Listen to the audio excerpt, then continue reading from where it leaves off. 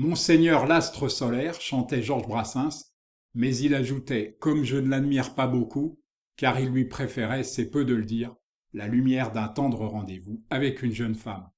Pour autant, le soleil est, dans la plupart des cultures, un symbole royal voire impérial, et son énergie vitale comme sa chaleur sont l'objet d'une vénération sans équivalent.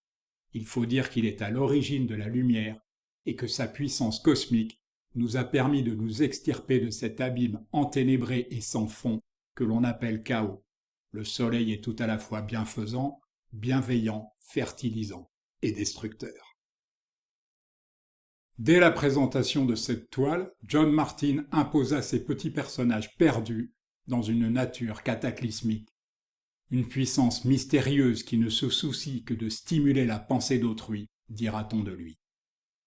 Ce Bavarois fut naturalisé britannique après avoir peint Soirée au château de Balmoral pour la reine Victoria.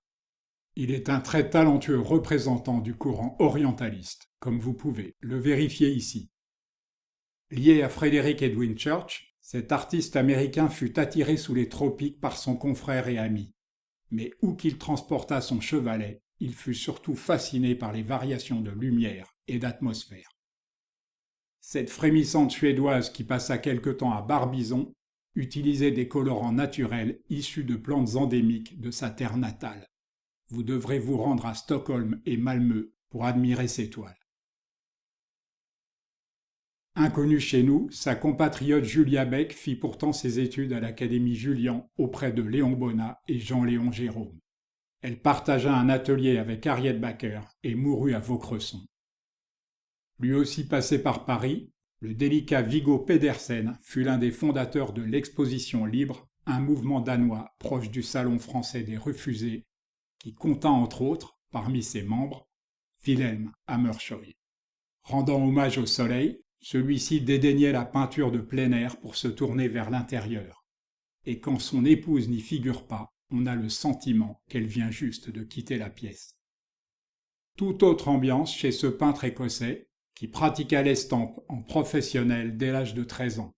Il s'installa à Paris pour y étudier à l'Académie Julian, dans l'atelier de Benjamin Constant.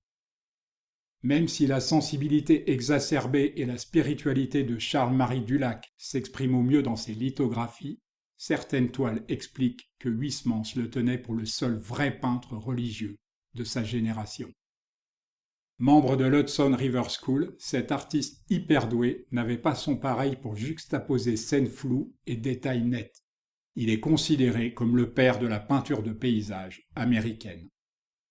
De l'eau et du soleil à toutes les heures du jour et à perte de vue. De l'eau et des reflets mouvants, de plus en plus abstraits au fil des ans, au point que l'on peut y voir un miroir de la mouvance intérieure du peintre.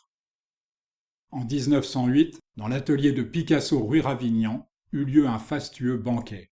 Braque, Apollinaire ou encore Max Jacob y célébrèrent ce douanier qui n'avait jusque-là rencontré qu'indifférence et moquerie. Cet étonnant peintre danois, qui étudia auprès de Peder Severin Krøyer, récemment exposé au musée Marmottan, sidère par sa vision photographique, alors même que l'impressionnisme commençait à s'imposer. Cet artiste né à San Antonio, qui est l'un des rares véritables impressionnistes américains, est surtout connu pour ses paysages où abonde le bluebonnet, une sorte de lupin qui est l'emblème du Texas.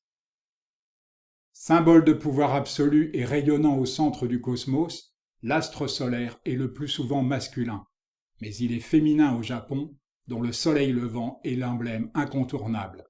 Les Japonais pensent en effet que leurs empereurs descendent en droite ligne de la déesse du soleil Amaterasu.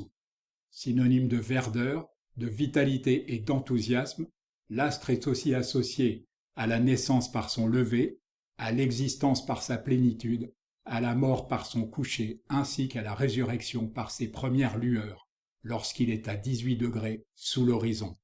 Tourne-toi vers le soleil et l'ombre sera derrière toi, dit un proverbe maori.